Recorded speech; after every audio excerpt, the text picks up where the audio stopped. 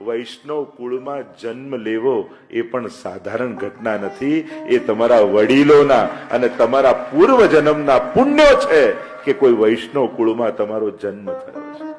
આને આકસ્મિક ઘટના ન માનતા, આ ભગવાનનું તો આયોજન જ છે. સુચિનામ શ્રીમતામ ગે. ગીતાજીમાં ભગવાન કહે કે હું એવા ઘરે જન્મ આપું કે જ્યાં મારી ભક્તિ કરવાની બધી અનુકૂળતા હોય. કારણ કે તમે જન્મ લીધો અને બોલતા થયા ને તોય મા બાપ બેટા રાધે રાધે બોલ, રાધે રાધે બોલ. કારણ આ પરિવારમાં છે.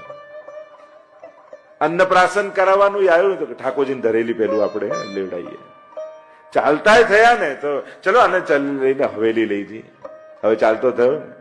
આપણી શરૂઆત જ જીવનની ભગવાનથી જોડાયેલી. કારણ વૈષ્ણવ કુળમાં જન્મ થયો છે એટલે તમને તો સીધી કૃષ્ણ ભક્તિ મળી.